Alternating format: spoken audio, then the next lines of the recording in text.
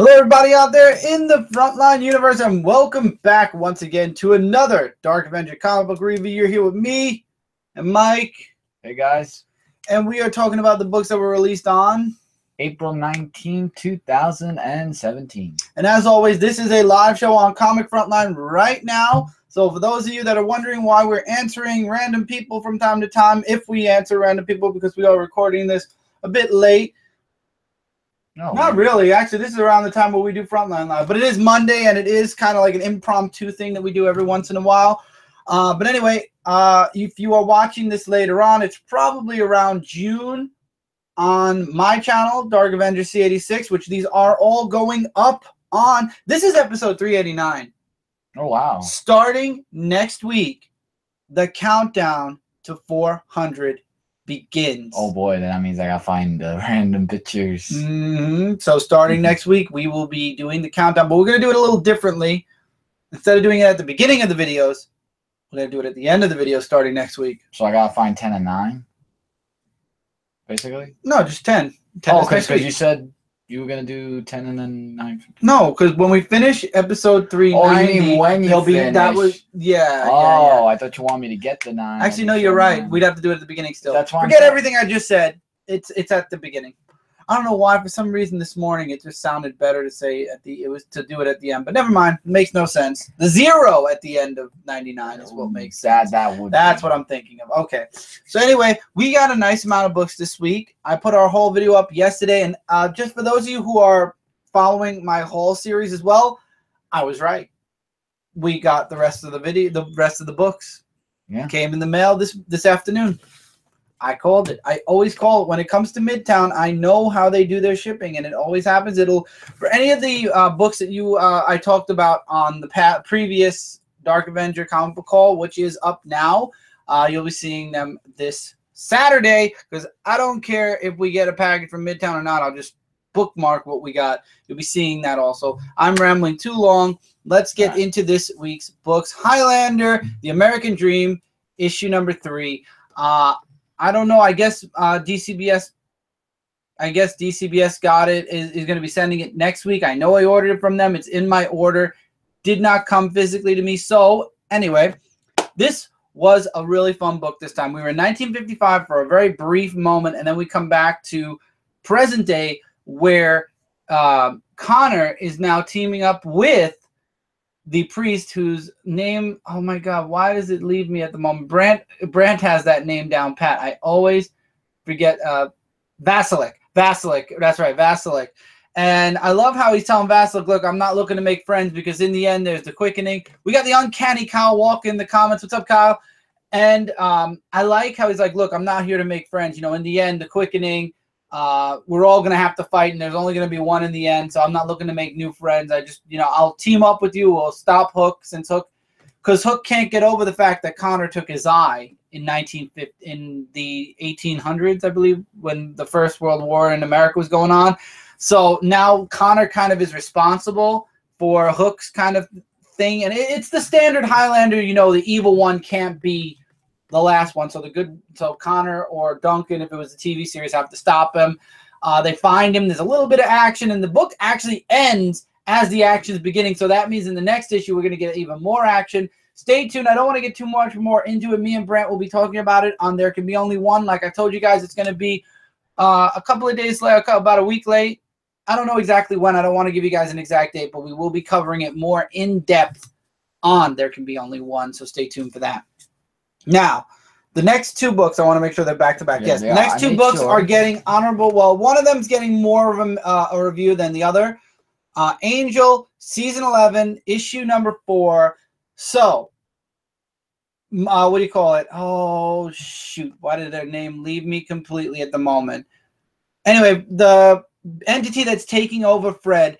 Why am I forgetting names tonight? I'm having a very off night. I'm very tired. I'm very tired. I have only had about 2 hours of sleep between. I too.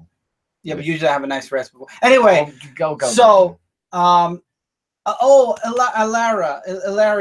is trying to stop her past self from destroying the planet that they are on, because she finds out all this stuff about the being that she fought and got upset, and this just wiped out all of this demon demonic race. So she's trying to stop her past self from doing it, but in doing that might erase herself. But her and Angel end up fighting that demonic entity and sending it away, and she goes to find her past self to try to stop her, and they have this interesting conversation. And what happens is the being comes back, and it's up to them to stop. Oh no, the volcano still erupts, which is supposed to wipe out all of that plant, all of the beings. So her and her past self end up trying to stop the volcano, and what happens is it wears her so far out, Illyria, in the present, that she ends up going back into Fred, and she goes into kind of like a dormant stage as she's healing, and it's not even clear if she ever will heal. So the past Illyria sends them back towards the future. However, as you guys can see from the covers coming up, they don't exactly go all the way back to the present day. I think they're going to be ending up right where Illyria was originally going to send Angel, which is his past self, where he has no soul, and kind of get the connection to where that relic is with him. Buffy the Vampire Slayer, Season 11, Issue number 6. Now, this one is getting an honorable mention because I really am not into where the season is right now. I don't like the plot of where they're going, where Buffy is part of this magical camp where all the magical and mythical beings have to stay because the human race is petrified of them. It's basically, think about Days of Future Past, except without the collars. They're just forced to stay in this camp. And I don't know why, but it doesn't feel like Buffy. I mean, I understand it's just a point in the season. It just doesn't feel very much like, you know, the Buffy that I've been reading right along. However, Buffy finds out that the government is planning something in order to drain all of the magic and the mythical magic out of all the beings on Earth, which, number one, gives the government a very, very powerful weapon. And number two, we got Jason Smith in the comments. And number two, some of the magical beings, literally, it is their existence. So to take it away from them is like literally chopping off a limb off of an animal or off of a human being. You do it, it takes away something from them. And I'm digging where they're going with this series. Don't get me wrong, but at the same time, I'll be happy when they get away from the camp. Well, now with the next issue, they're planning to escape. So we'll see where that goes. We got MT in the comments as well. Sounds like Infamous 2 and Infamous Second Son. Kind of, sort of, actually. Kind of, sort of, yeah. Now, Plastic issue number 1. I don't know how to feel after reading this book. At first, I felt like I needed soap for my brain. So the main character's girlfriend is a sex doll. What? But he believes that she's real. He has conversations with her. And while she's sitting in the car, they end up at a gas station. I'm leaving out the beginning of the book. They end up at a gas station so he could buy a couple of things, food, a brush to clean things and whatever. And these kids are, not kids, they're guys, are at this car and they're flirting with the doll.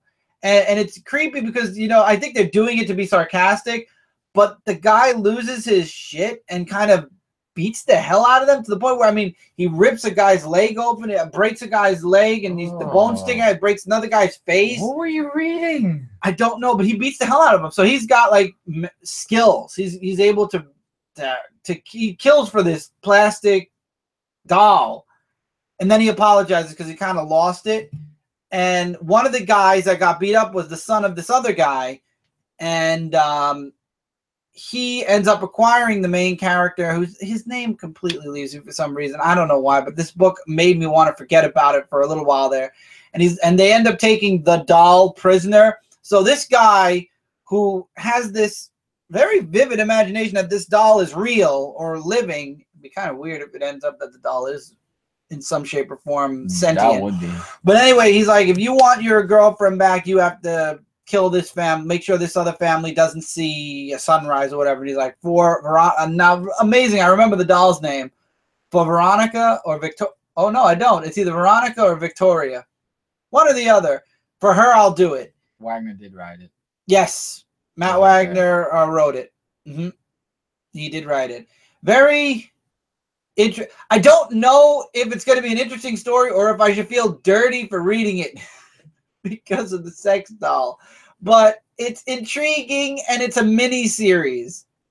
So I might continue it. Because I'm actually curious where this is going. Believe it or not, I'm actually curious where plastic is going. And Mike Spider Slayer did a review of it on Comic Frontline as well. We'll see where this series goes. I mean, if it goes too far to the left, I might stop. But if it stays where it's at now, not too bad, not too crazy, I'll finish it. I'll finish the mini. It's interesting. Again, the reason I'm even reviewing it is because I found it interesting enough to say I'm going to come back for issue 2. I feel like I need brain soap, but I'm going to be back for issue 2. Mighty Morphin Power Rangers issue number 14. The Rangers are fighting the army of Goldars in the main universe, and Tommy and Billy are fighting Draken and his people in their universe. And what happens is we find out that Trinity ended up saving Billy's morpher in the world where Tommy goes evil. And that was that's the last relic they have. That is the last connection to the morph core or whatever it's called. So basically the morpher is still in perfect shape, and Billy can morph into the Blue Ranger and become, the Blue Ranger and fight. And he's not sure if he has this goes back to that one shot that we got with Mighty Morphin Power Rangers, where Billy's kind of questioning if he has what it takes.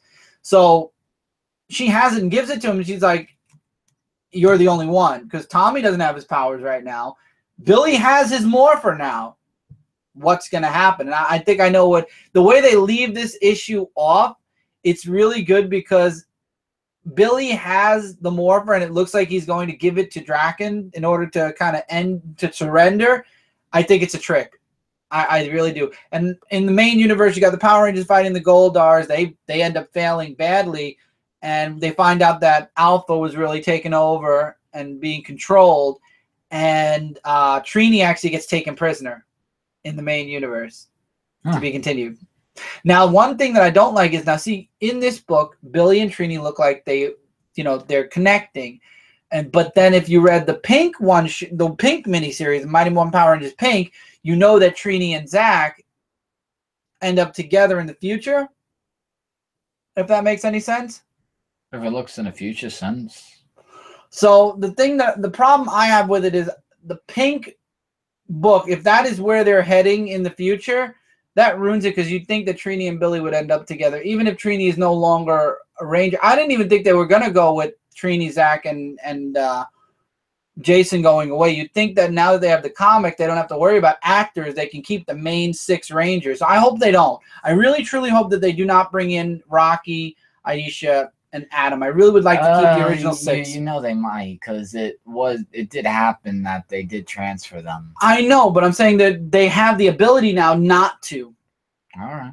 Maybe they'll stay. You never know. All right. Oh, is that it? Oh, okay. Oh, okay. I didn't Good know book. You guys know how much I feel about Mighty Morphin Power Rangers. I really enjoy it. Maybe they will, but not right away. I hope not, MT. I hope not. All right, so we'll start on my book, starting with, I'm guessing, last issue of Generation Zero, issue number 9. It's a battle between Kesha and the Black Lamb. And I kind of understand why Black Lamb is after Generation Zero. It's really because of what happened in high school. My coffee. Yeah, it's really what happened with, the high school life and, jealousy, that she really didn't get the life that she really wanted. So it turned out to be like an all battle between Kesha and the Black Lamb. And she was very bipolar in this issue. Like, at first when she gets hit, like, she gets a little bit upset, but then she gets mad again and starts punching. And we kind of saw this like 2 or 3 times in this issue. And I'm thinking, bipolar much? I mean, she was cuckoo in this issue. Probably a lot more further than that. But anyway, so Kesha winded up saving someone who was in the bubble. I think it was Rasa. I think that's Rasa. And there was more about over her. That's why she was saving her.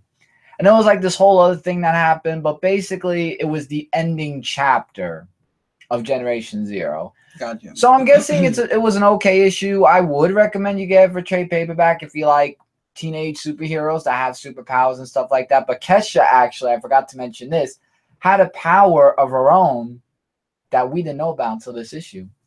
Oh, wow. So she has her own ability to do that. Generation Zero is Valiant. Valiant. Speaking of Valiant, I have another Valiant book for all of you, and that is Ninjak issue number 26. And to be honest, I think this ended too, because at the end I did not see the end or to be continued. It might be for the story arc. Story arc, yeah, it's still coming out. Because I was thinking the Seven Blades of Master Dirk was the last one. Yeah, it's still coming out. But basically, it must have been like the 5th time that or several times that Ninjak fought Ruku, you know, the one with the red hair and the long one. And you kind of knew that at this point of issue that they were going to fight and that she was going to betray him because of the other team. Because the other 7 Blades, like, they were under this mind control brain thing. Like, they had, like, these tubes in their heads or stuff like that.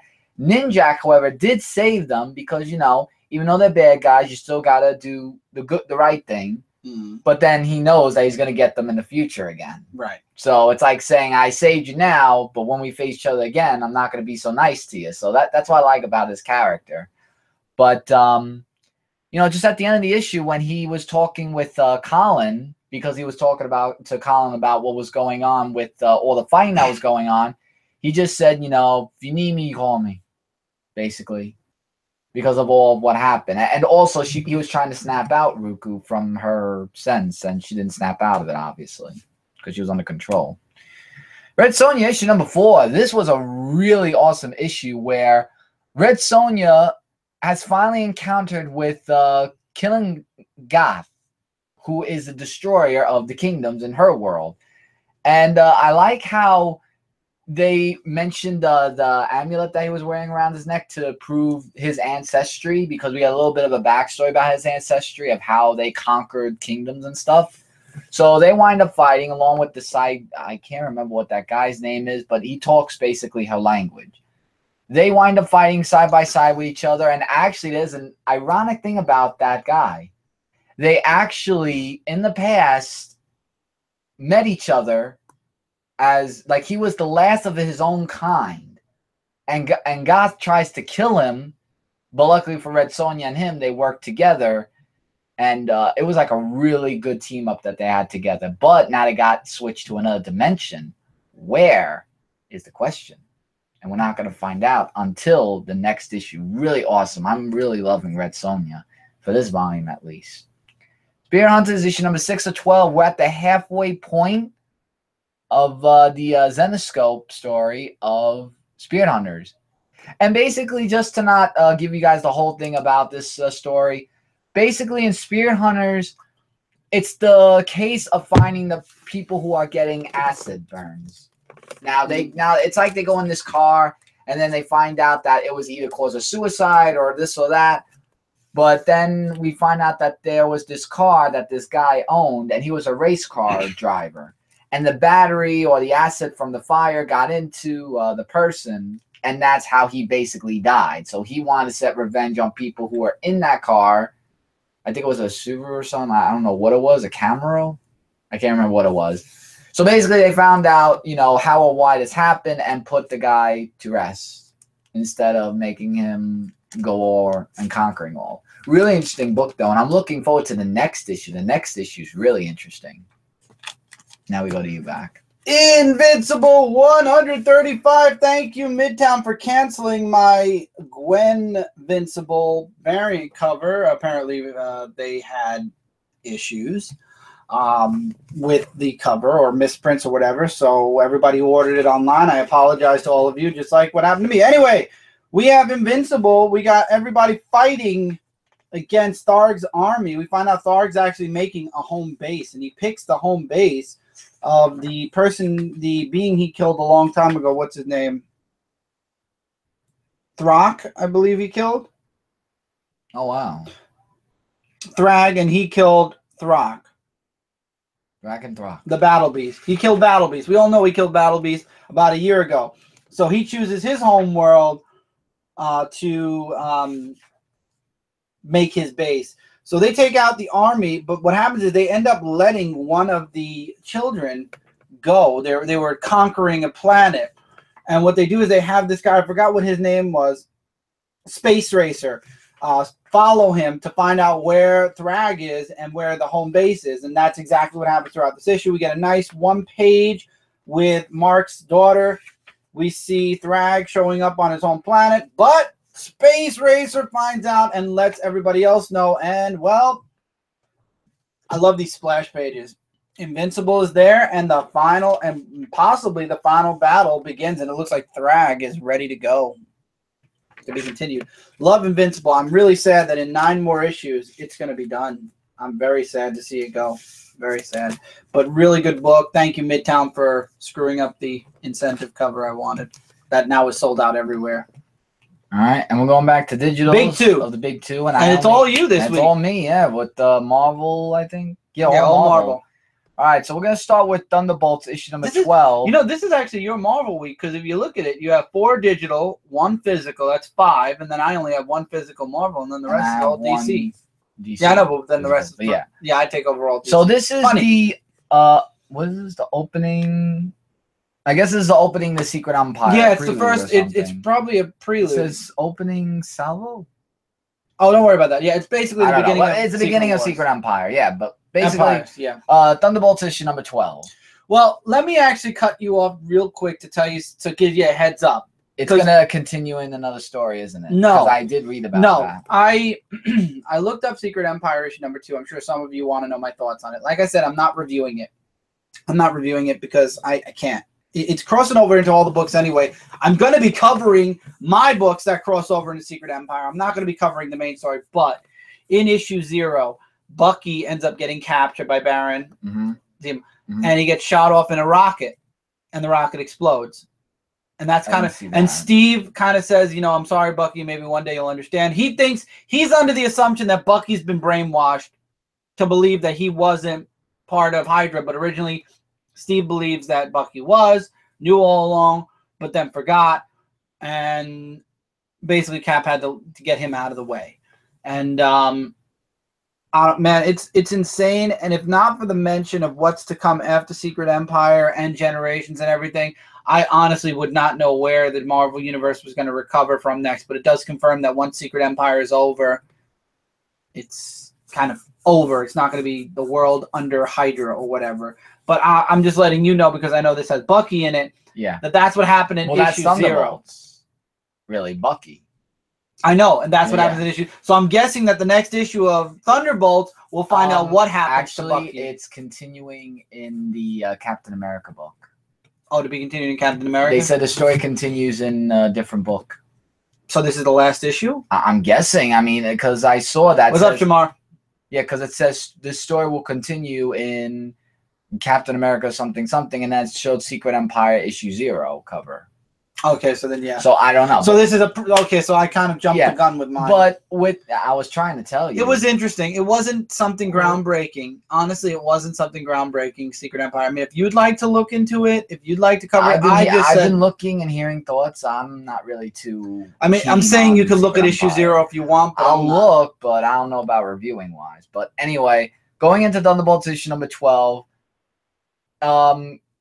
Cubic is basically like she's going like all over the place. Like she's like having like all these memories and like she's getting like really, really powerful. And it's up to Bucky to try to save her and everything, because the other people want her killed because they don't want her to be overpowered anymore. And they don't want her to probably change Cap back either.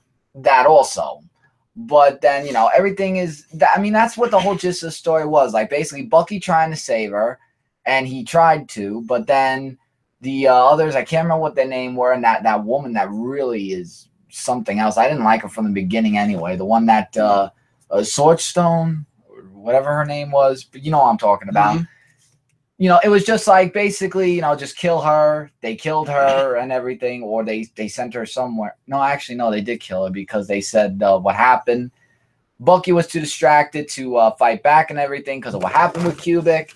And now he's been held captive, like what you were saying about being held captive.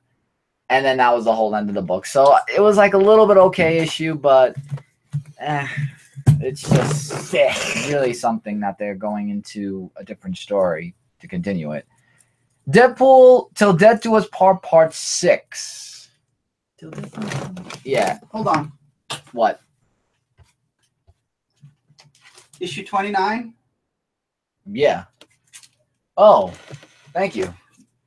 I'm gonna need it for next week's haul. Well, That's right. This is the actually I want to show This is the X-Men Resurrection variant with Beast on the cover. Go ahead. All right. Well, basically, yeah. But I actually like this issue. It wasn't that bad. It's just that Deadpool's wife, Sikla, is really a cheater. Like, first of all, she's getting in a marriage with Dracula. They're getting married? They actually did. And, like, she's, like, trying to, like, say, like, even though we're having forces with each other, I don't want you to hurt the people that I care about. And then we have Mercs for Money that come in the fight. And then we have Benjamin Franklin who comes in the ghost form and everything. Oh, my God. They brought Ben Franklin all the way from the first. Yeah. Oh, my God. Seriously. They bring a lot of people back from Deadpool's past. Well, we do get some Spidey action where, he helps out Deadpool and everything. And then that's really was the whole thing. Just Deadpool trying to talk with Shaka, like saying, how can you marry Dracula? Like, he killed your brothers and everything. And he's like saying, if you would have known everything and the truth, and, well, to kind of get together-ish again. She's really something else, because then she's like saying, I'll get together with you, but then I'm going to kill you. But then she should remember he has healing factor. Go figure. And then, after the whole fighting and everything, we see that she wrote a letter to him just saying that, I've come to realize that I rushed into our marriage and we should just part ways. And then she thinks that she shall go and experience the 21st century. And then he just gets hit with so many things. And, yeah.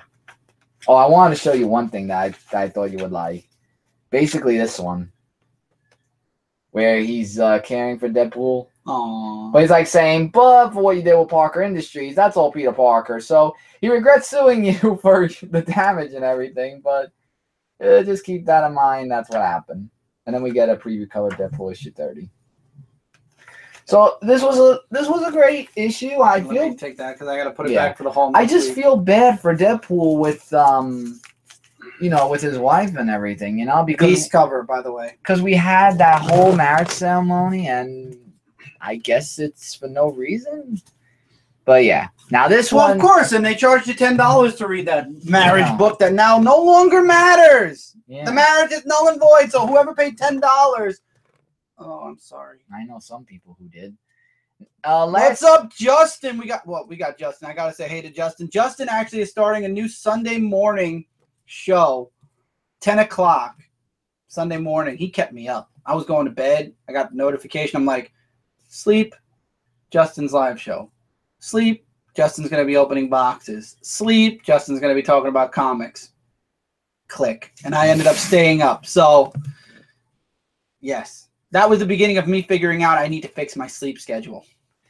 All right, and this is the final issue of Silk, issue number 19. We've all heard that Silk was going to be leaving Marvel, and this is... She's not leaving Marvel. The series is ending. The series is ending, but just saying, you know what I mean. You don't understand. No worries, Justin. I enjoyed the show. It was a fun time, man. Can't wait for next Sunday. I might miss it live. Maybe I won't. Who knows?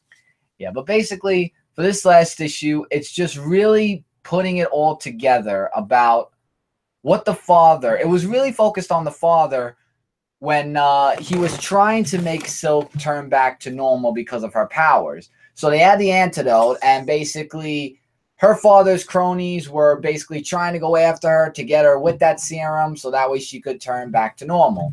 So then when it came down to the father saying it was all his fault and everything... He just broke the thing saying, you're perfect, you're always perfect, and everything. And I like how everything turned happy. Like, she finally knew where she was going with the therapy that was going pretty well and everything. And it looked like it was actually happy. Because last time, when everything was all good together, when she was saying, I don't know what's going to happen next, it's like, the story's going to continue. But when we see all the pieces put together, this showed that, okay, this is the end. Because she's happy now. Everything's back to normal, and it's just really sad to see her go, though, because I really got into Silk and all that. And yeah. Gotcha. So I love that cover. I actually had to take it out of the I bag knew you were yesterday. going to like it, and I wouldn't be surprised this was your cover of the week for Frontline Live. No, it's not my cover of the tomorrow. week. It's not my cover of the week. All right, but I'm letting people know. Okay, I'm just saying it's not my cover of the week. Okay, then. Just thought it was. All right, no. But The Punisher issue number 11, and I did review this on... You can't see the sharks. You can't see nothing. It's a black cover. I was going to take it out, huh? Look at those sharks. Yeah. Look at them. Which do not appear at all in this book. See, this is why, if anybody ever wants to get me anything from Zenescope, they have 2 trade paperbacks. One is about sharks, one is about Megalodon. I kill for both of them. Okay, then. And if you hear anything that's me doing this, I got obsessed with this stupid little thing. I see everybody using that. Does anybody else use this stress? Does anybody else use this stress relief or just keep yourself busy? Saying it's so addicting, like really. It's very addictive. Anyway, getting into that, that's gonna be the new thing of the 2017. You can even take the weights off if you want. That's very nice. All right, so actually, I did review this on Frontline, and basically, we all knew the Punisher somehow or some way was gonna not get killed. He gets out of the whole Olaf cronies, and he fights all of them off with the whole drugs that are used with all this, and the Punisher just kills, and then we see the whole. Well, first of all, here's some artwork, by the way. This is parental advisory, not for kids, by the way, which has been said since issue number 1 because of all the blood and gore. So as the Punisher is facing against everyone, he's like saying, Olaf, you know, it's time that we face each other. So as he jumps in the water and uses the EMC on himself, now it's basically the fight to the death. What an interesting cliffhanger. I was like, how could you... To be continued. This was my book of the week, definitely. You know, without a doubt, because the way they left it on a cliff note and the whole story, just wow, just awesome, right there. Really love that issue. Can't wait for the next one. Fight to the death, Mortal Kombat. All right, Venom's back. Venom issue number 6. However. Little misleading and not jump on friendly because it continues the fight. The good news is I was skimming what was going on. It continues the fight with Spider-Man and the person that is possessing the Venom symbiote now, whose name completely leaves me. But the Venom symbiote wants to get away from this guy, and you see like the symbolism within the Venom symbiote about the guy saying, "I'll kill you, I'll take you with me," whatever, yada yada. If I go down, you go down. You got Eddie Brock, who's running the team that's going to contain the Venom symbiote. Is he Venom or Toxin? Eddie Brock. Neither at this point. Apparently, none. He doesn't have any symbiote within him anymore. Wow. So Spider-Man ends up doing the capture, and Eddie Brock goes missing from the site. And then later on at the station, though, he asks to see the symbiote one more time, and it turns out Eddie Brock is not as good as we all thought because he ends up snapping a dude's neck and taking the symbiote. So as the last page says, we're back. So now Eddie Brock, if you want to know what's going on, don't buy this issue. Basically, they capture the symbiote. The other guy loses the symbiote. He's no longer Venom. And then Eddie Brock, using brutal force, takes the symbiote back, and the Venom we've all known and loved is now back. So starting with issue... Eddie Brock is back. Yes, so starting with issue number 7, we are going to be getting... Look at this. Look at the artwork. Ooh, classic. This is the artwork for issue 150. Now, Marvel, why... Chris, why... I thought you just said this was issue 6. What do you talk about 150 coming in next month in May? Marvel is slowly going back to the original numbering for all their books. They're counting Venom Space Knight. They're counting all the Venom series up to this point, and basically the next issue of Venom is 150. So I guess Venom is going to be one of the first comics to go back to the original numbering. This has a lot to do with Marvel Legacies. We will talk about it tomorrow night on Frontline Live. If you're watching this on my channel in June, go back. It's going to be Frontline Live. Gee, what episode are we going to be up to at Frontline Live? Well, look up Frontline Live, go in the playlist, and it's gonna have Legacy in the title, and it's only a couple of weeks. June is only like 5 or 6 weeks away, so you only have to go about 5 or 6 episodes of Frontline Live back, and you'll find it. Okay. Just want to make sure. Justin said he's still here. Oh, they're talking about that. It's Michael Reed. Venom never really had an original numbering. That's the, you know, I will admit, Michael, I agree with you. It never did. Venom was always a mixture of miniseries. There was Lethal Protector. There was, oh God, what was that other one with the symbiotes? Something symbiotes. What? With Venom. What were the miniseries back in the day? Lethal Protector was one. Venom the Lethal Protector. Symbiosis, was it? The one where Slash and all the other symbiotes came from Venom. Oh. But there were multiple miniseries. But Michael, there was an ongoing. I know because I traded Michael for it. Planet of the Symbiotes. There was not Planet of the Symbiotes is another one, yes, but no, there was another one. Jeez, it's gonna drive me nuts now. There was another one where it had Slash and all the other mini symbiotes made their debut. I don't remember. It was a video game too, by the way. Maximum Carnage? No, that's Carnage. Oh, Separation Anxiety. Thank you. Separation Anxiety. It had nothing to do with symbiotes at all. Separation Anxiety was another one. But Venom did have an ongoing. Then what? You say it's a video game. What are you talking about? What was it? Sega? Was it Super Nintendo? Was it PlayStation? What was it? Anyway, so Venom did have an ongoing in the early 2000s because I traded Michael that series for all of his Ultimate Spider-Man.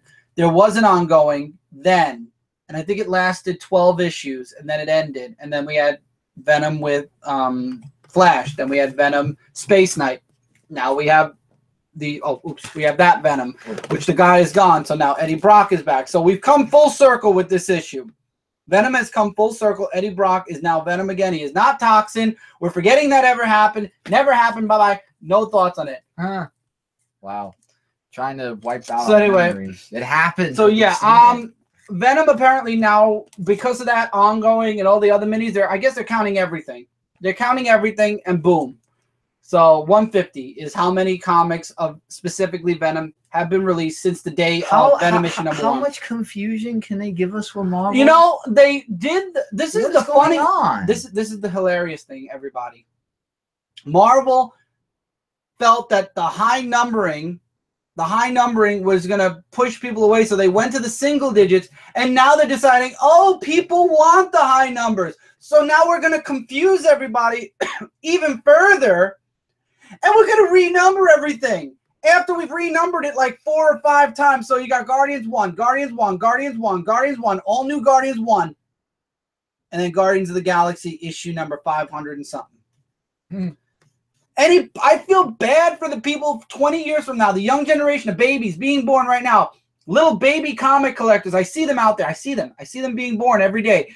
They don't know it yet, but when they get older, they're going to love comics. And they're going to go back, and they're going to go in those back bins, and they're going to go looking for these old Marvel books, and they're going to be like, why are there 5 number 1s and then a 568? What happened? I see it.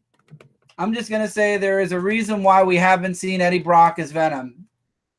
I don't think he's boring, Michael. I thought that the thing was with the last Venom series, with the last one, the ongoing, not the Flash Thompson one, not the Space Knight one, which the Space Knight one got boring towards the end. The problem with Eddie Brock back when it was the ongoing, there wasn't anything really to do with him. After Separation Anxiety, after Lethal Protector, and after all those moments in Amazing Spider-Man, there really wasn't much else to do. So Marvel was trying to figure out what to do with Venom. And then also, don't forget, Venom was in Spider-Man 3. So they had to do something with Venom because he was in Spider-Man 3. And it's Marvel, and they love to push their stuff in their books when the movies come out. As a collector, I'm happy to the legacy numbering. As a collector, now you're happy, Justin. As a collector, now I'm happy. Did he open the book big like... Did he open the book big like that? I didn't open the book big like that. But anyway, the thing with Eddie Brock is I feel like they didn't know where they wanted to go. And nostalgia, yeah, there is a nostalgia factor where people are like, okay, we're done seeing Flash Thompson. We're done seeing all these other people. We want Eddie Brock back. And to be honest with you guys, if there's going to be a Venom, I'm sorry, I stand with majority. I would rather be Eddie Brock because we know what we're getting with Eddie Brock. Flash Thompson, was he a bad Venom? Absolutely not. You know who Flash Thompson should be? Ooh, Toxin. It would make sense. Why not? It would make perfect sense. Leave Eddie Brock as Venom. Let Flash be Toxin. You got Carnage. Please, we don't want to think about Carnage. No, we don't want to think about what's going on with Carnage right now. We just got the worst taste in our mouth after all that Carnage. I love the book. Whoever thought it was a good idea to make a Carnage ongoing series must have lost something. But anyway, Score. Oh my God! Thank you for reminding me, Michael. That's right. Before we forgot, Dark Reign. Scorpion was Venom for a time. No. Oh my God! Yes, you are right. That was the worst. Make comment. Listen, as Justin was saying though, and as I wanted to bounce off of that, but then we went all different ways, and King of Thunder jumped in with nostalgia and yada yada. I like it for me because I know what numbers the comics and Marvel should be. There's nothing, and I agree with you, Justin. I'm very happy that the legacy renumbering is going to happen because that's where it should have been. What I feel bad for is not me, not Michael, not anyone who's been reading comics up to this point. I feel bad for the generations down the line because, I mean, look at us. Justin, you just did a haul where you had a ton of old books. People do hauls with old books all the time. Think about 20 years from now when those younger generations are like, I got volume 3, 4, and 5 of Spider-Man because they were only 12 issues long. And then they're like, all of a sudden it just ended and then it went to 578. I know it's obviously you get a good way of category. They put it in categories or they have a lineup of it online. You won't get confused. But I feel bad for them because it's like, oh, okay, so for like 5 or 6 years, Marvel decided to go 1 through 12, 1 through 12, 1 through 12, 1 through 20 in certain cases. And then they went to $500, $600, $700, $800. You know what I mean? $800. Oh, God. 800, the issue number. Oh, okay. I think Marvel is doing a good job with what they're planning. How they execute it and how it's done, we'll have to wait to see until after Secret Empire and after Generations. What they're promising sounds very good. I agree, Chris. It'll be harder for them. Exactly. I think it got worse after Secret Wars. Yes. Michael, you hit the nail on the head. It got worse because it got too confusing. Too many people from too many different universes are in one universe now. I agree with you. I 100% agree with you. But anyway, I think that if they do Legacies right, if they do it right, most books couldn't even make it past 8. Exactly. They were ending them without even having it up to issue 12. And then they bring new books out. I think Legacy will fix the universe and it'll fix the numbering. So collectors, readers, all around people will be happy. The numbering, I'm okay. Whatever number they want to throw at me. If it's a series I like, I'm going to read it. I don't give a crap what number it is because I'm organizing it in my collection. Okay, I'm lying a little bit. I'm not organizing it completely, but I'll remember when I'm ready to organize every series in their own long box. I'll remember what came first and what came second. You almost. Well, I don't have them. It's true. The only thing I only have one specific box for my Superman. Everything else I kind of leave all in one box, and then I'll sort it later. I should know. And then I'll sort it later. But I'll remember. New collectors, they're gonna have an issue. They're gonna have issues because they're gonna be like, well, there's 5 issue number 1s within the course of 5 years. But that's where. How do you organize it? Not even the writers know. That's true. Not even the writers know how. That's very true. I do it by date. I go by the date and the year. That is why we have the internet. It'll give us all the information of where we have to read and then go to what number. It's confusing, but what can you do? That's how it is. I mean, we have the internet. That's what the internet. Y'all on mute? I'm not mute. My microphone's working.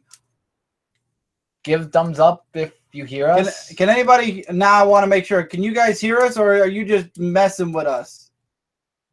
They're not me. Jason, I'm gonna kick you, Jason, one day. All right, we're done with Marvel now. We've given Marvel enough time. Spotlighted. So let's go. And we will talk more. Plug for tomorrow night, Tuesday night. We will be talking about Legacies, and I'm sure we'll get into all that. You're good. Thank you, Michael. Jason, you tricky little trickster. Oh, he put an LOL at the end. I didn't even see that. Anyway, we're going into DC. But before we go into DC, let's go into DC IDW's crossover, which is Green Lantern, or Star Trek Green Lantern, Stranger Worlds, issue number 5 of 6. So Sinestro made it to Oa in the Star Trek universe, in the last issue, and he absorbed Parallax.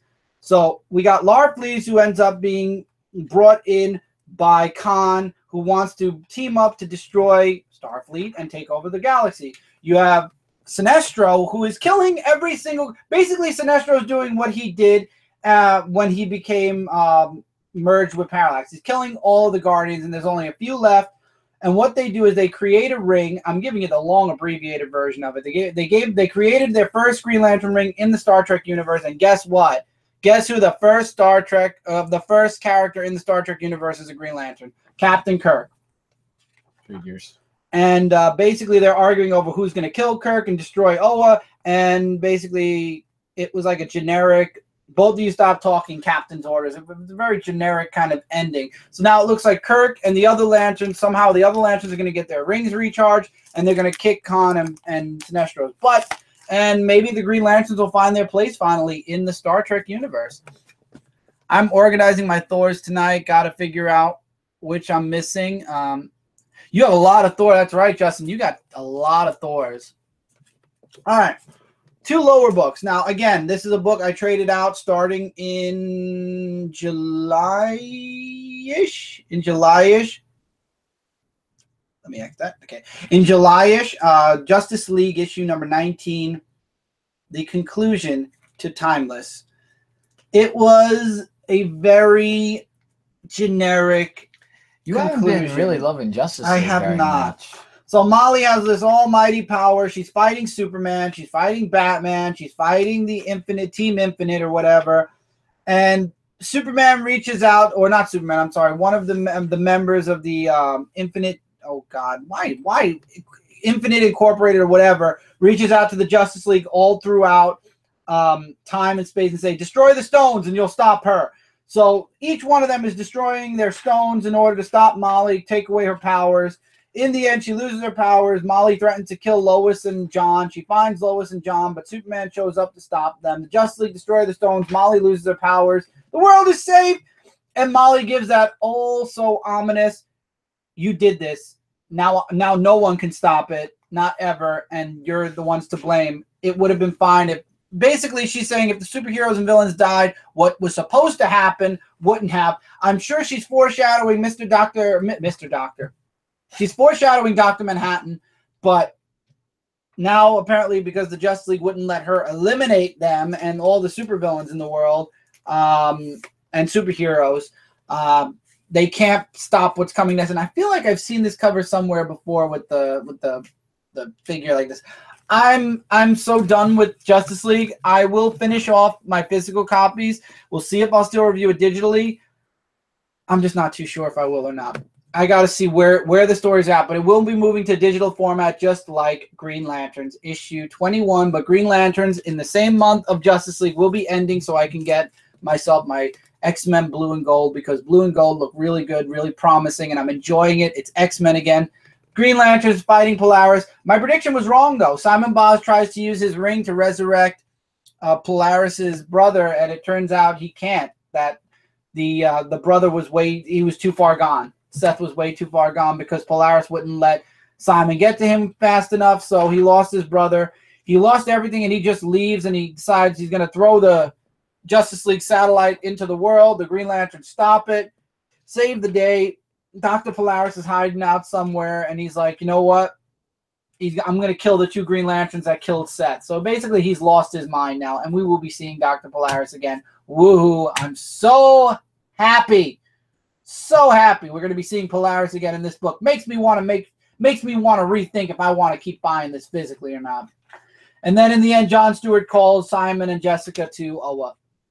And that's where they're going next. Next issue, I'm interested in seeing what happens. This story arc with Polaris, or Polarity as they called it, it's a skip. It's a skip. Nothing progression-wise happens at all. I dropped Justice League, about to drop JLA. Remember Jade? Oh, I miss Jade. Don't say that, Michael. I miss Jade. Jay Garrick's daughter, which they made Jay Garrick gay, if you remember, in the Earth 2 universe. So there was no Jade. There was so wait, this was when Rebirth happened. They changed him. or before Rebirth? No. This is before Rebirth. They still have before New 52. They changed it. They haven't changed it back. So, well, I hope they bring Jade. I mean, look, when they fight Dr. Manhattan, for all we know, everything will get fixed. Everything will go back to the way it was originally. We don't know. So, because I hope the Dr. Manhattan is going to change the whole thing again. Because we just got back to normal with DC. Sort of. Let's hope it doesn't get any worse, because then that's going to really get me mad. I agree about Jessica. I think she's more interesting. Remember, Alan. Oh, I'm sorry. Why did I say Jay Garrick? Jay Garrick is the Flash. Earth 2, it was Alan Scott. Jay Garrick was the Flash. I apologize. I've got Flash on the mind. So, Alan Scott. Thank you. I made a mistake. Jay Garrick is the Flash from Earth 2. But anyway, Batwoman. Issue number 2, she returns to the island, and we get the backstory about Batwoman. I almost said girl. Batwoman, and a woman she fell in love with, and her name was...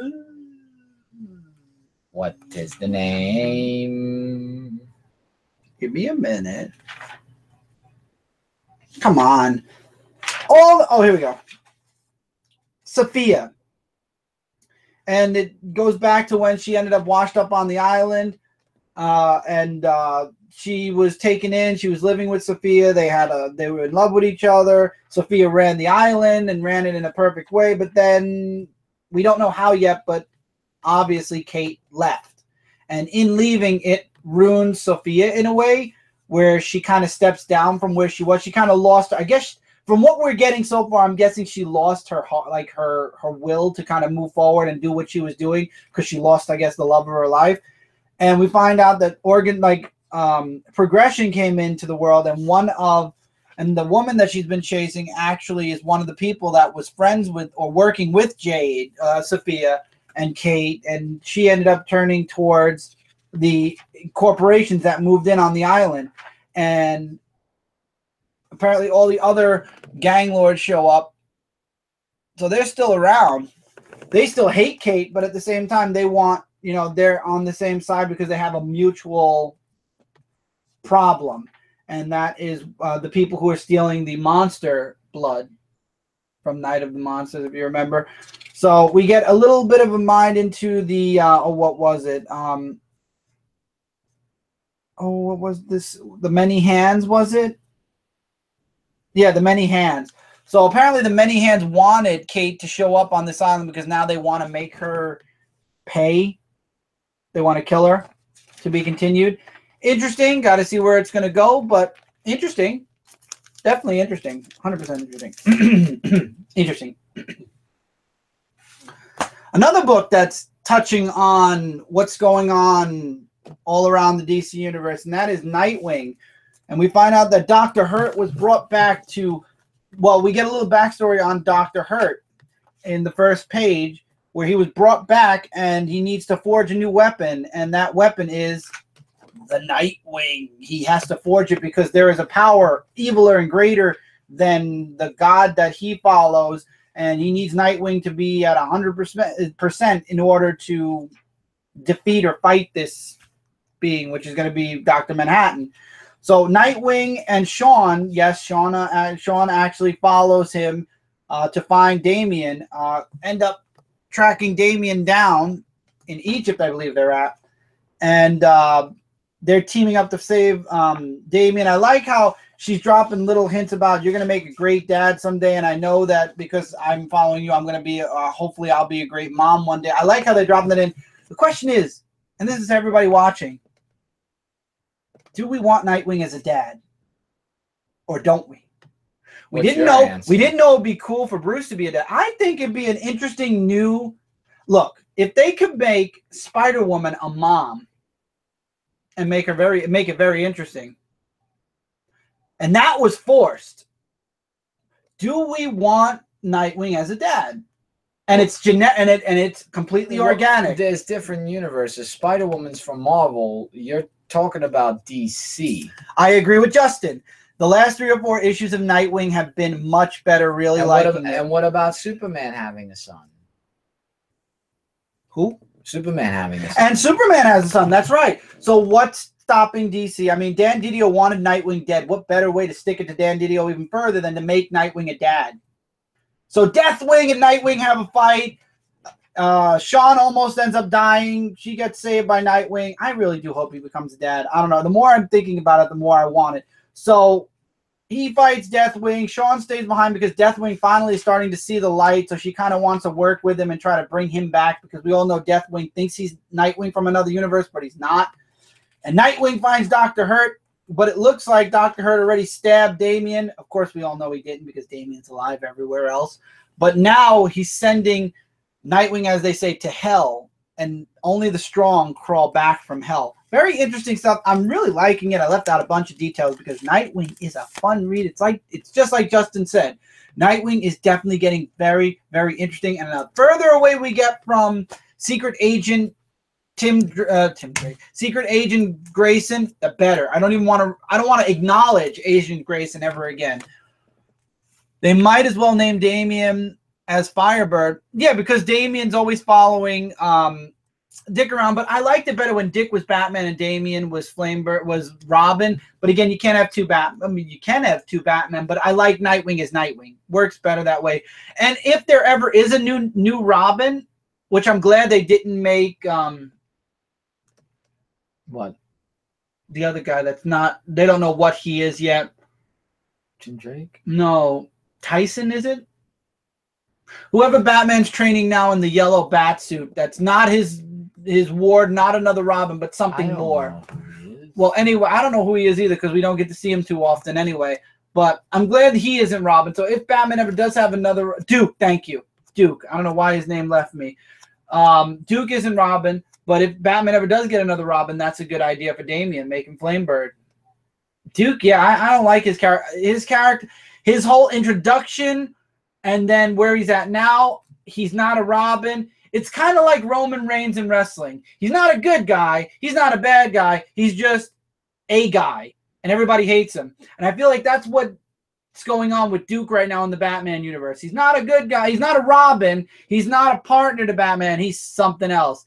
And it's like everybody in the comments are saying now, Justin, lame. Michael Reed, Duke is puke. Nobody true. I mean, there is a handful of people, and I know I'm going to get that handful of people, whether live now or post-live, that are going to say, I like Duke. I like what they're doing with Duke. But the overwhelming majority doesn't. The overwhelming majority has no clue what Duke is doing in the Batman universe. If Duke came to Batwing, has more of a place in the Batman family right now than Duke. What the hell is Duke? Is Duke even going to matter in another couple of years after Well, he probably will, because Batman never loses anybody. But Duke isn't anything right now, and he doesn't even have the mentality as all the other Robins and Nightwing and Batwing. He doesn't have any of the mentality as the rest of the Bat family. So what's the point? And Bluebird even quit. If Bluebird could quit, let Duke quit. I mean, at this point, there's no point to Duke. No point. He's something else. Well, you know what? Something else is boring me. Something else is Roman Reignsing. It's raining. It's Roman reigning and ruining what's going on in Batman. You put that pun in there? I had to, because I got to be honest, I don't give a crap about Duke. I don't care. If he dies, if he walks away, whatever DC wants to do, I do. Well, when it rains, he doesn't fit. He doesn't fit. In my eyes, and in a few people in the comments right now's eyes, he doesn't fit. He does not fit. We get it. All right. Everyone in DC is just going to have biggest father-son. Maybe one day. Could I get to my book? Damian is not, he's relevant because he made his, he slowly grew on people. It's not that he's being pushed. Unless you mean like pushed as in like they're pushing him, they're trying to push him like a wrestler where they're trying to push his popularity. I think Damian took his licks throughout the past 5 or 6 years of his existence, and really, DC really worked on the character to make him liked. Duke, I don't know what they can do with his character. Just a weird Schneider character. Oh, I get what you're saying. No, I like Bluebird, but she quit. Duke is still around. You forgot about Batwing. Well, Batwing's back too now, though. There are like 2 Batwings, and no, 1 Batwing. The other Batwing in Africa quit, and they're both more relevant. Exactly. Well, yeah, the Batwing that quit is more relevant. Duke could just do missions for Alfred again. Yeah, fine. Off the books. Little mentions here or there, and I'm good. Go, because I have nothing left. Duke is just, at this point, Duke's a joke. I reviewed this on Comic Frontline. Green Arrow, issue number 21. A new story arc begins of the Rise of Star City Part 1. And as you saw from the cover, Eddie Fires is returning. Like I figured he would. But how and why?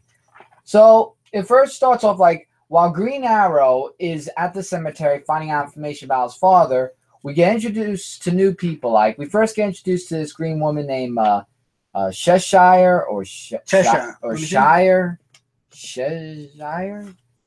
whatever. And she has this thing about what is it?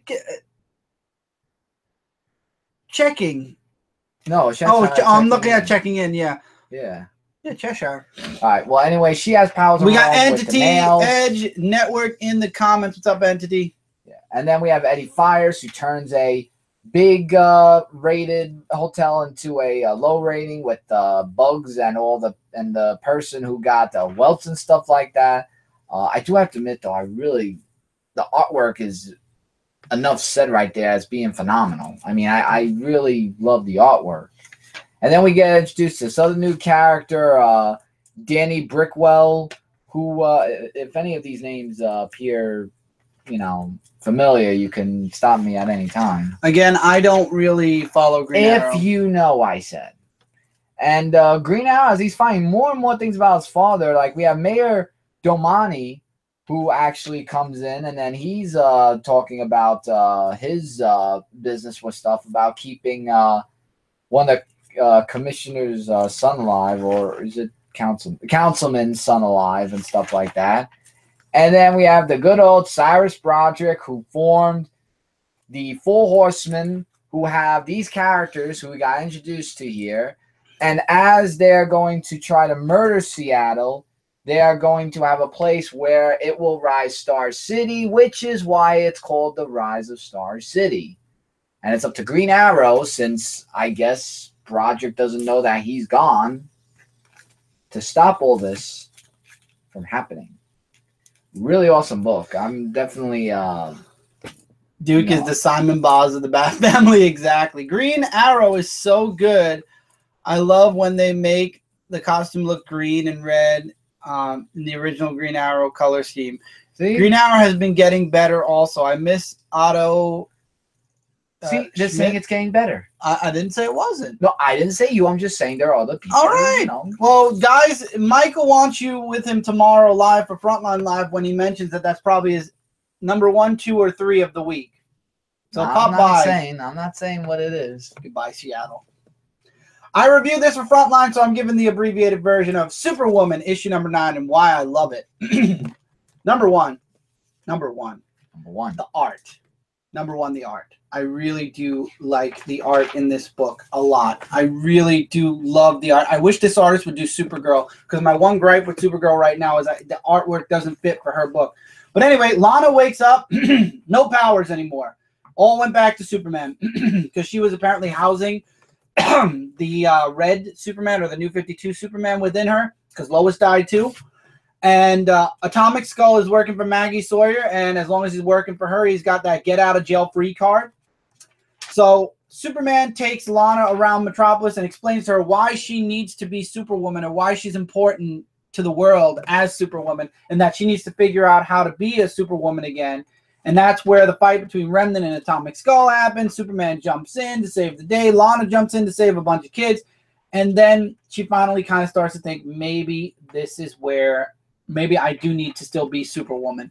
And I loved it. I love the chemistry between Lana and Clark is back. She's not saying you're another Superman anymore, because now we all know. And Clark actually, just like in all the other books, tells Lana, what happened in Superman Reborn, just a shorter version of it, and says he needs everybody to be ready, because when the fight with Oz happens, which I am now even more so believing that it's going to happen before the main event in DC, when Superman fights Oz, he needs the Superman family to be ready for when he calls.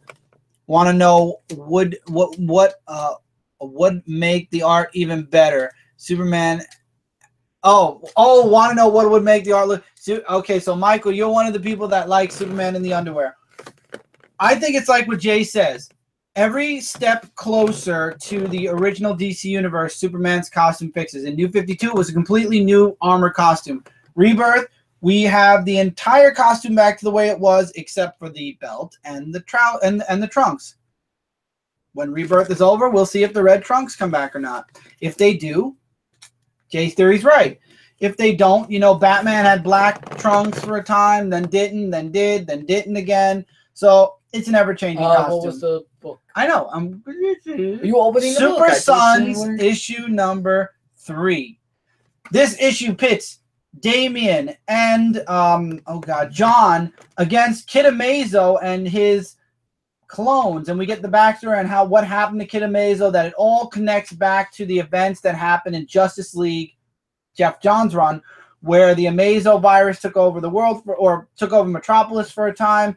Apparently, Kid Amazo and his family were affected. They were, they kept their powers. They were at 5%, and Kid Amazo kidnapped his family and kept killing them over and over and over again. So somewhere in the factory or in the place where Kid Amazo is, the real family, the living family, is in there. And what's happening is he's just continually making robot clones of them and then killing them and then building them and then killing them. And what happens is Kid Amazo ended up touching Robin and Superboy, and now he's able to copy them as himself. And they get into this huge fight. We find out that the sister has powers to kind of stop the robots or Kid Amazo. But in the end, John and Damian kind of get overwhelmed with Superboy and Robin clones. And it turns out that the sister, whose name leaves my mind at the moment, she ends up melting, if that makes any sense. I want to see. I don't know, but Kid Amazo's Reggie, and they have to stop him. To be continued. Very, very interesting. And I really did think that the fathers were back and they were going to be reprimanding both kids. I know that by the end of this story arc they will, but Super Sons is really a fun read. I am enjoying it. Definitely something fun. By issue 1000. Oh, yeah. There you go. Justin came up with a perfect solution. Issue 1000. The Red Trunks Return. Perfect title also. Still don't understand the two Supermen split thing. Also, Action Comics 1000. We should get the trunks. Michael, the thing with the two Supermen is that was DC's way of explaining out New 52 Superman, erasing everybody's memory of New 52 Superman, erasing everybody's memory that there apparently were two Supermen in the new DC universe, and basically just now everything is back to a zen in the Superman universe, if that makes any sense. And even Superman, Lois, and John don't really remember what happened. They just remember the fight with Mxyzptlk or Mxyzptlk. I like calling him Mxyzptlk, damn it. It's a nice name. Well, maybe they'll consider it. I'm sure they might. But anyway, that's the theme for all the Superman books right now, is his fight with Mxyzptlk, except for Superman. Superman is going in a different direction. We'll get to that. We got Aquaman 77. What's up, Aquaman 77? I hated the New 52 Superman. I am glad he's gone, erased from everybody's memory, and now we've got the original Superman, the real Superman, back. I'm glad, and I'm looking forward to where things are going. So I don't know if you're saying just that because of the two Supermen, but that was DC's way of kind of like tidying up the messy papers that were the Superman universe. And now we go into Batman issue number 21, lenticular cover. I got all the lenticular covers for this. I always love when a comic company does special covers. DC is known for their lenticular covers at cover price, because when Marvel does a lenticular cover, it's $100. So when DC does it at cover price, I'm a happy boy. Okay? I loved it when they did it for Forever Evil. I loved it when they did it for Future's End. And I love that they're doing it for the Button. So, Batman. Apparently there's this hockey game that goes on. We get to see Saturn Girl at the very beginning of the book. And she's screaming on that nobody could stop what's coming. Hell is coming. The future, the Legion, everybody's going to be, everybody's going to be gone. And nobody's going to be able to save this guy that dies from a hockey game. You've got Batman, for some reason, watching the hockey game while he's examining the button. And we all know that Batman has Dr. Midnight's mask. And what happens is the button reacts to, Dr. Midnight, Psycho Pirate. It reacts to Psycho Pirate's mask, and he contacts Flash because this is their investigation. Their investigation is about the button. Villains Month also. Oh, thank you. Villains Month also. Yeah. Well, that was the Forever Evil one. Justin was the Villains Month. That was so forever. You got Batman and fighting Zoom. Zoom actually ends up showing up because we also on the last Flash issue that Zoom returned to the DC universe, and he ends up fighting Zoom. We all know that Flash is going to be there in a moment, in like a minute. So we get like this little timer at the bottom of each panel. And by the way, and I mentioned this, and Mike Spider-Slayer confirms it.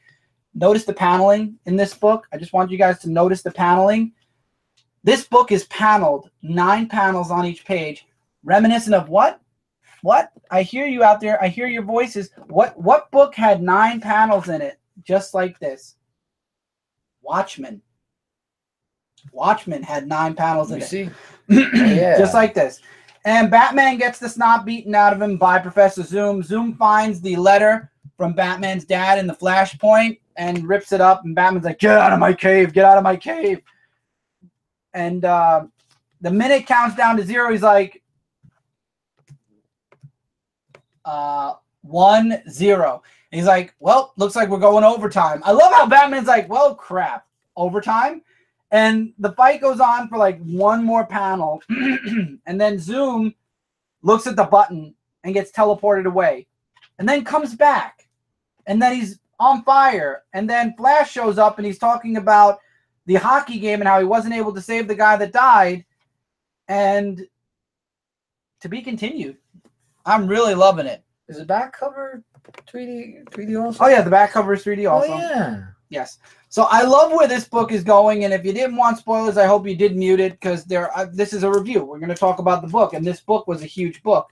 And by now, you definitely wouldn't go back. I really like where they're going with this. I can't wait to see what's going to happen in the Flash issue this week, this Wednesday coming out.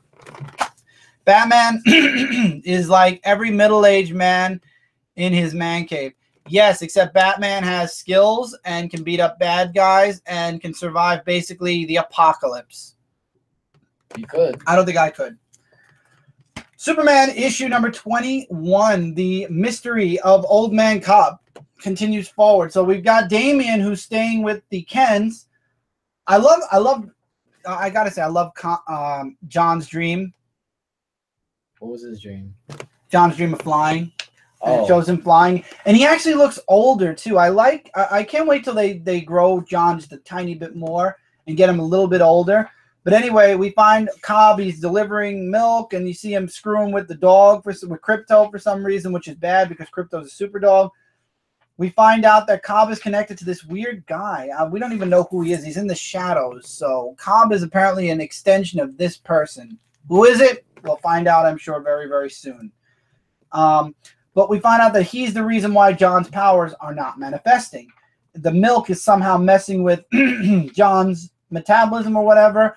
We have Superman, Damian, and John looking for Batman, and then the squid attacks again. Superman's fighting the squid. The guy shows up in like ink form. No, it is not. No, have you noticed that Superman's eyes have been like black? Like you don't really see his eyes. Well, it's a shadow effect.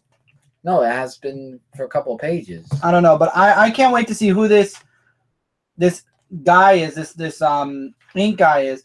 But anyway, they're fighting the squid. Superman won't kill it. He tries to contain it. What happens is it gets free, and John kind of uses his heat vision to stop the squid. Superman kind of gets mad at him for doing it, and because they got involved, and John used his heat vision, and Superman actually got yelled at. He's like, "I'm glad at least your son. I'm glad Superboy stepped in to do what you wouldn't do," and Superman figures where Batman might be, which is Dead Man's Swamp. and he tells Damon and John to kind of go home because he's upset that that John disobeyed him or whatever. And then we get to see the girl again, and apparently the girl has powers.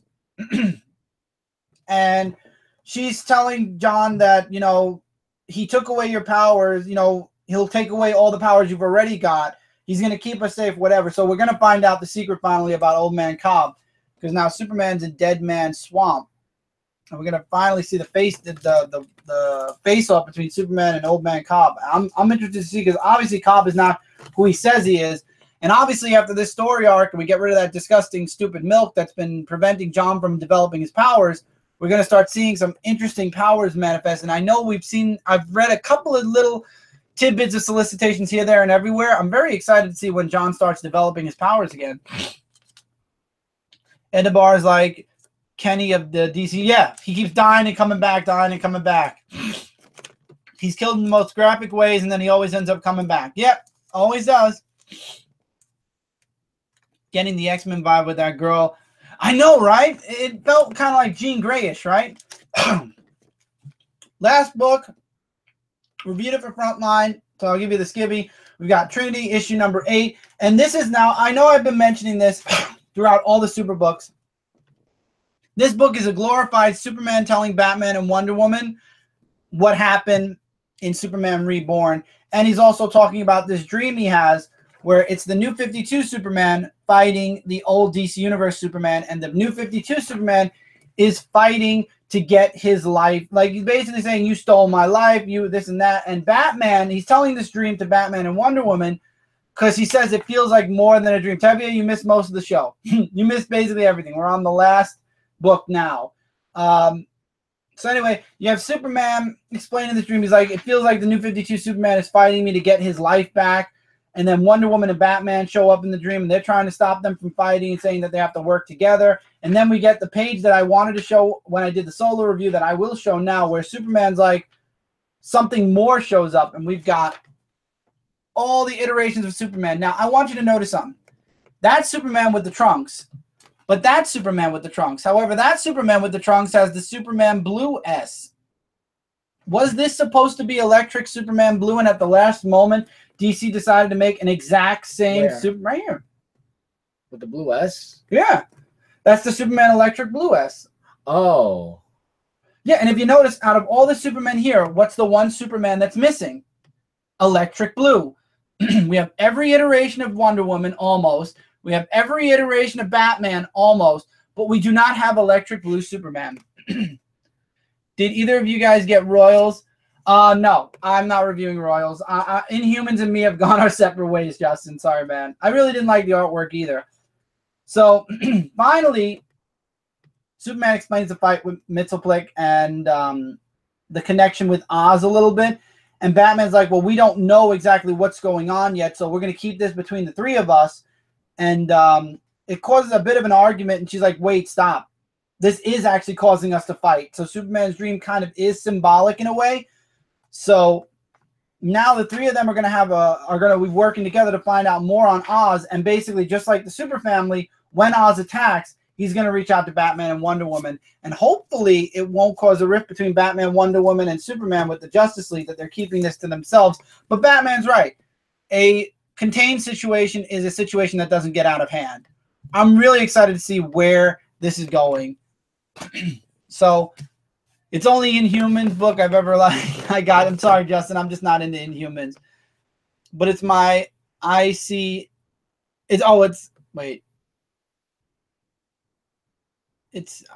nice in my pull list. I guess that's what you're saying.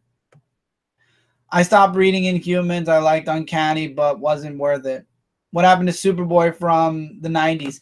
That's the hypothesis me and Jay and everybody on Frontline have are Superboy, Connor, Cassie, Wonder Girl, and we all know Tim is a prisoner of Mr. Oz. We think that Young Justice, the Young Justice 4, because Bart also, the original Impulse, are all prisoners of Oz, and when they break out, Young Justice is going to show up, and they're going to end up somehow tipping the scale towards the DC hero side against Dr. Manhattan. At least that's our prediction. I think it's true. I really do think that Young Justice are being held prisoners of Oz and Dr. Manhattan. And when they're freed, that's when the DC Universe is going to slowly move even further back to their original traditional world. But did they kill the X-Men? What do you mean, did they kill the X-Men?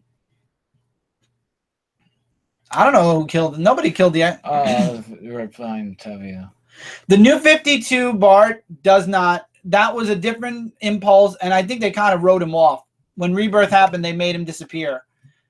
Yeah, they're captive. Exactly. They killed him.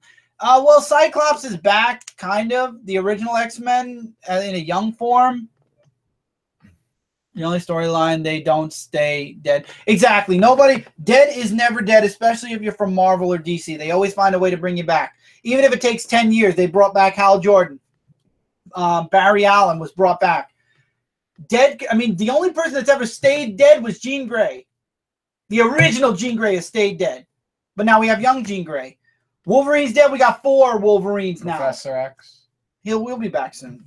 I know Professor X will be back soon. Only a matter of time. Kurt was dead and he came back. And then gets revenge on Cyclops. No, Scott was possessed. The Terrigen Mist killed him. Yes, killed Cyclops, yeah. But anyway, guys, that's it for this week's Dark Avenger comic book review. We ran a bit more, but that's always an awesome thing. Thank you, everyone who's been in the comments with us. Michael, it's great meeting you. I think this is the first time you've been on a Dark Avenger comic book review. Yes, hopefully, now we got another Michael. Yep. Gene is coming back in Marvel Generations, apparently. There you go, also. Sadly, sales dictate when characters come back most of the time. Exactly. Thus, Eddie Brock. Captain Marvel predecessor is dead. Okay, so anyway, yeah, this is the first time, Michael. Hopefully you will be around tomorrow. We have Frontline Live. If you like movies and TV, Kat and Jay have Media Madness on You're My Clone. Because we have the same name, I said another Michael. So many Michaels. So we have also Media Madness on Wednesday, which is Kat and Jay, where they do TV and movies. So if you like that, it's great. And then if you'd like to come back and have a conversation with Michael and I, we do Dark Avenger Live every Friday at around 9:30 p.m. Eastern. We have tons of live shows, tons of reviews. So hopefully if you're new, if you're not subscribed, Michael, hopefully you'll subscribe and stay in touch with all of us. We love hearing new people. Aquamani, nice having you on as well, man. And we got Bob Ross. Thank you, Bob. We got Bob Ross from the grave who subscribed and liked this video. I love your painting. Thank you, Bob Ross. Nice. You are the man. I grew up watching you and loving your paint. I know you're not the real Bob Ross, but I still got to say, Bob Ross, I grew up loving his artwork. I used to watch him all the time. I was going to say, we're gonna make a little friend over here. And I'm gonna put a little I've watched almost every single Bob Ross there ever was. Same here. Every single one. Pour one for Mr. Ross. Exactly. So here's to you, Mr. Ross. Here's to you. God bless you, and I know you're being blessed up in heaven. That was my childhood, watching Bob Ross paint. I can't paint to save my life, but watching that man paint, best hour to half hour of my life if it was on, twice or once. Best one. But thank you all for being, Michael's already subscribed. So Michael, I hope you pop in tomorrow for Frontline Live. We'll be talking a lot of news, our top 5s and everything. And also, like I said, Dark Avenger Live. Dark Avenger Live is all about the comments. So we will be doing that. If you want to pop in on Friday, so it's today, it's Tuesday, Wednesday for Cat and Jay's Media Madness, and then Friday for Dark Avenger Live. We hope you pop in. I love having people to talk to in the comments, and we love having people to talk to on Frontline Live. Frontline's a bit different, though. Frontline, we have a mixture of answering a couple of comments, but we're in the comments on Frontline Live. So we're answering you guys in the comments while we're doing the show. So it's a little different, but still the same. Thank you all so much for being here live with us tonight. For those of you watching this post-live, feel free to comment below your thoughts about any of the books we talked about here. Likes, dislikes, agree, disagree, recommendations. I know there was another book that came out from Image this week. Didn't like the artwork. Rednecks issue #1. I know my friend Peter Barker recommended or talked about that book a bit. Didn't like the artwork. Didn't really fit for me. Plastic, like I said, I still need to put some soap in my brain after that one. It was fun. Hope to see you again. All right, Mike, it was fun having you on. It was fun having everybody else on. Loved having everybody here. Thank you all so much. Live, post-live, whenever you watch this, we appreciate everybody who watches each and every episode. We are officially going towards episode 390 next week. And on 390, there's only 10 episodes left until 400. It's going to be exciting times. We are Comic Frontline, by the way. We are your #1 source for comic-related news, reviews, and a whole bunch more. We damn well try to be it each and every day of each and every week of each and every month of each and every year. Going on, I believe we're 3 years old now almost. 3 or 4 years. Well, we began 13, I think. 14, 15, 16, 17. 4 years. We're 4 years here. Yeah. So thank you guys so much. If you want more Frontline goodness, go check out comicfrontline.com. We got a lot of stuff going on there as well. Take care, everybody. Keep reading, keep collecting, and we will see you guys soon for another video. Hey, everybody. Take care and have a great night, everybody.